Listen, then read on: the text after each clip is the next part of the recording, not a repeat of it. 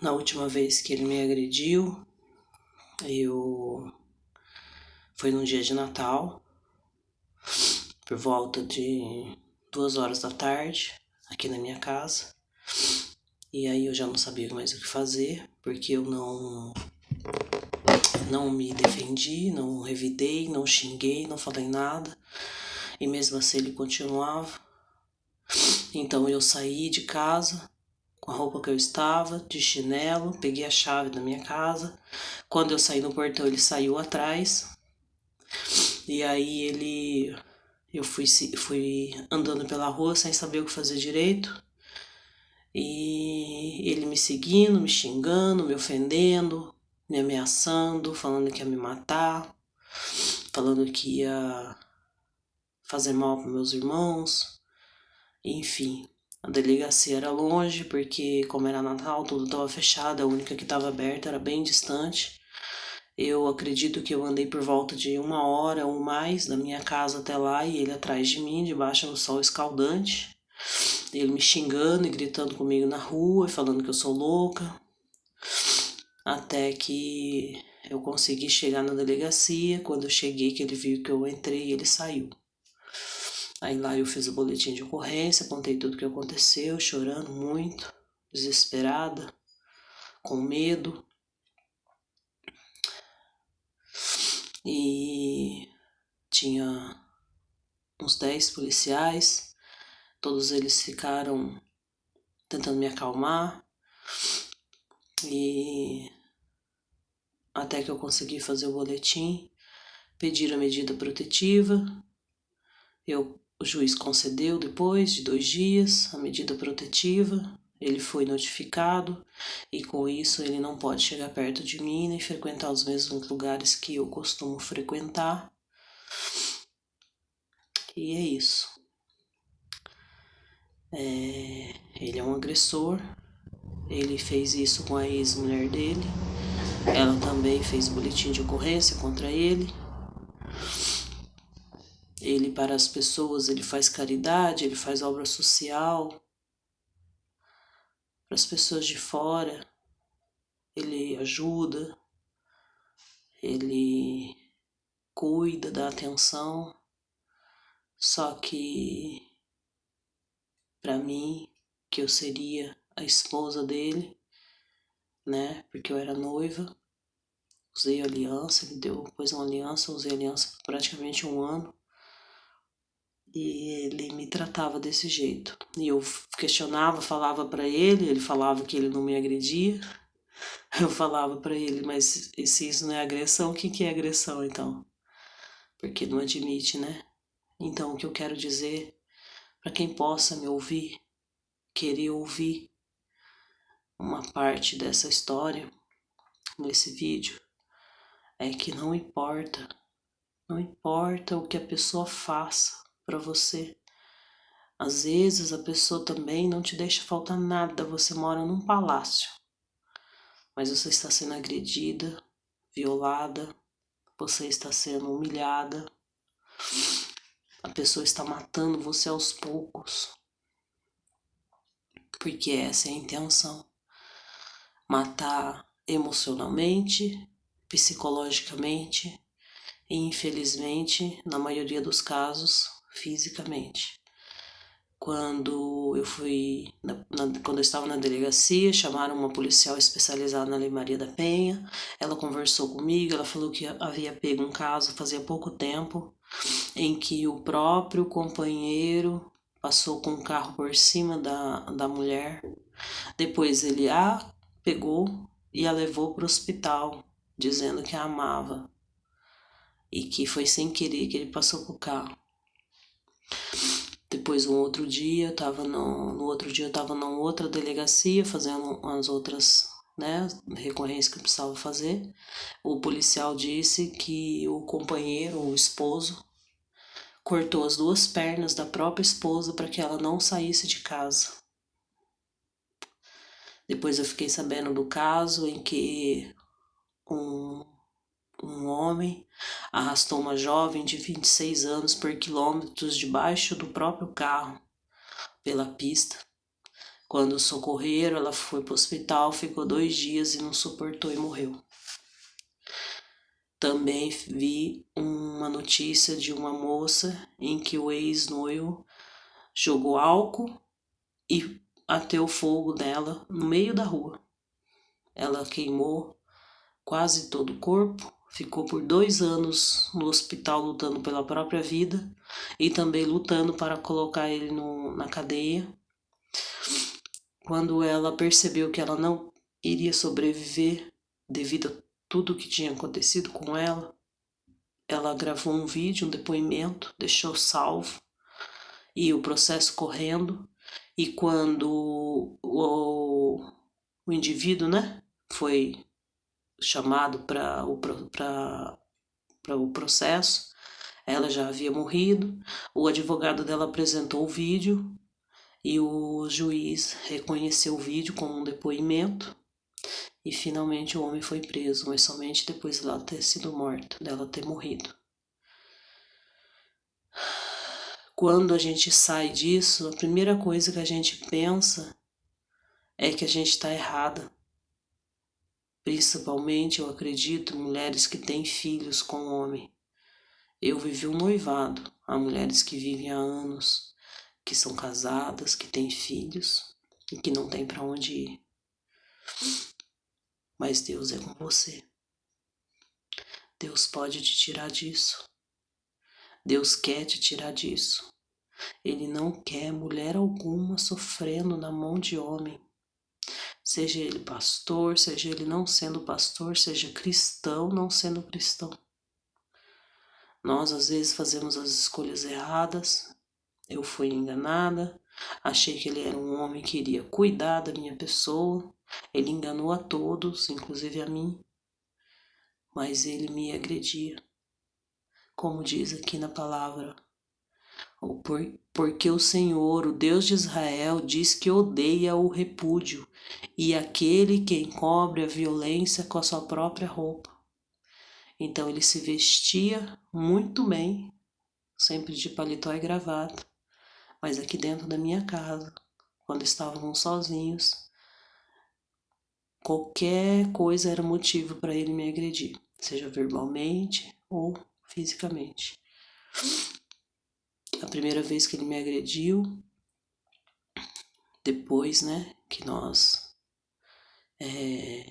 terminamos, depois que eu terminei com ele, e da primeira vez que ele me agrediu foi por volta de 5 meses, praticamente metade do namoro.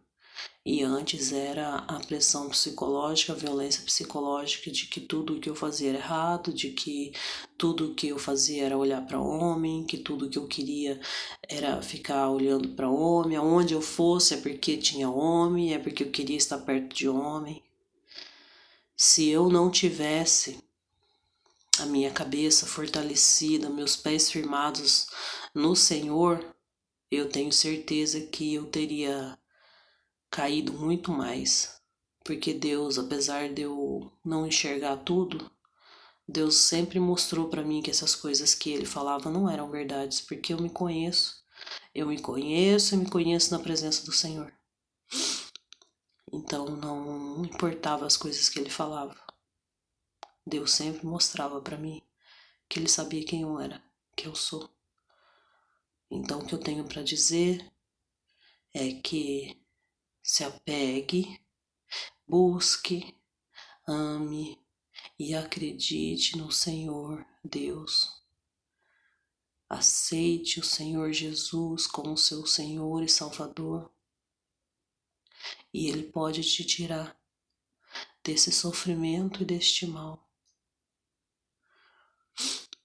Eu fui um noivado e Deus não permitiu que a gente casasse, porque Ele deu até data, anunciou data de casamento, mas como Ele estava me enganando em questão financeira, Ele não teve o dinheiro para poder fazer o casamento. Deus não permitiu que ele ganhasse com, sei lá, o tipo de trabalho que ele faz, e não nos casamos. E eu orava para Deus e falava: Deus, por mais que eu ame, por mais que ele seja um pastor, por mais que ele se mostre temente ao Senhor, que segue a tua palavra, mas aqui dentro, por isso se chama relacionamento íntimo, são só as duas pessoas que sabem o que passa. Então ninguém tem o direito de falar. Eu tenho certeza que ele está mentindo, porque já chegou aos meus ouvidos, que ele falou que que eu traí, que ele falou por aí que eu sou louca, que eu sou assim mesmo, e eu não ligo. São só mais mentiras que o diabo está usando a boca dele para tentar me desanimar da minha vida. Mas eu não vou não. E menos de 10 dias depois do acontecido, consegui ir para a igreja. Não abandonei o meu Senhor, porque eu falava para Deus que se Deus tirasse ele da minha vida, que eu não iria abandoná-lo, eu não iria voltar para o mundo, eu não iria achar que a culpa era do Senhor. Fui para a igreja hoje, Deus falou lindamente comigo lá dentro. Que eu chorei, a minha amiga que está me acompanhando e me acolhendo chorou juntamente comigo, porque ela sabe de tudo que eu estou passando. Então, creia em Deus, tenha coragem, você é forte, você consegue. Ore a Deus que Ele te dá estratégia, que Ele te mostra o que tem que fazer e Ele não te desampara se você estiver nos caminhos dEle. Eu fui fiel a Ele, eu mantive um namoro santo, porque eu disse que eu só iria ter intimidade quando eu me casasse com Ele. E eu me mantive na palavra. E quando eu escorregava, eu pedia perdão e não fazia mais. E aconteceu uma vez. E eu me mantive, eu pedi perdão, me arrependi e me mantive fiel ao Senhor. É importante isso, porque hoje eu tô aqui, ó.